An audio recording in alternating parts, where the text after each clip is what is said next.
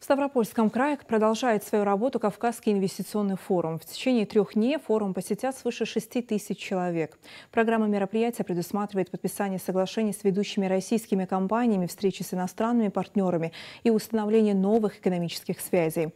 От Ингушетии на форум поехала большая делегация, работает на месте и наш корреспондент Муслим Ганиев. Сейчас он выходит с нами на прямую связь. Муслим, добрый день. Какая программа запланирована на сегодняшний день? Добрый день, Хава. Плохо слышно, если честно. Да, как раз Кавказский инвестиционный форум в самом разгаре. На различных площадках форума прямо сейчас подписываются соглашения. Где-то что-то обсуждается. И нужно сказать, что обсуждаются как развитие туризма, экономики, молодежной политики не только кавказских регионов, но и также других, в общем, всей страны нашей. Час назад на форум прибыл глава республики Махмуд Али Калиматов, подошел на наш стенд, ознакомился с ним. Еще полчаса назад завершилась встреча главы делегации РЖД. Прошла она за закрытыми дверями, подробностей пока нет. Но уже есть договоренность по развитию туризма республики. Первое и пока единственное соглашение подписали Московская академия предпринимательства и курорта Ингушетии. Договорились о подготовке кадров для туризма.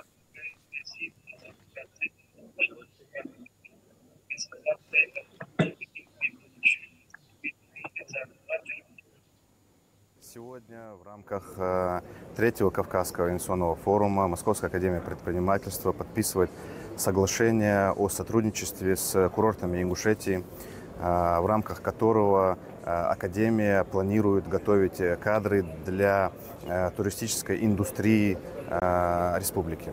Московская академия предпринимательства открылась на территории Северо-Кавказского топливно-энергетического колледжа в этом учебном году. Ведем набор по программе высшего образования, а также среднего специального образования по различным направлениям, в частности, по востребованным направлениям в республике. Это менеджмент в предпринимательстве, менеджмент в строительстве, менеджмент в сфере туризма, гостиничного дела и так далее. Даже на этом этапе, когда курорт далек от своих проектных мощностей, у нас есть острая нехватка в основном персонала, а также подготовленных управленческих кадров в области маркетинга, финансов, а также и гостиничного бизнеса и всех остальных отраслей.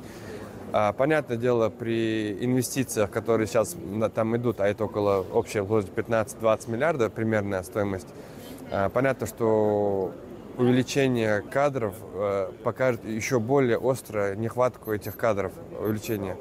Вот и мы решили с корпорацией «Синергия» заключить соглашение о том, что к моменту выхода на проектные мощности этого проекта будет подготовлен полный кадровый состав. Именно управленческая часть – это отраслевики, это общепитовцы, это гостиничники, это маркетологи, финансисты, которые обслуживают. Ну и, понятно, персонал – это горничные, официанты, администраторы и все остальные.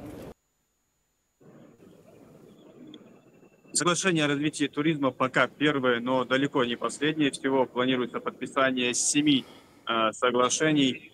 О них я вас буду держать в курсе дела, так что пока не прощайтесь.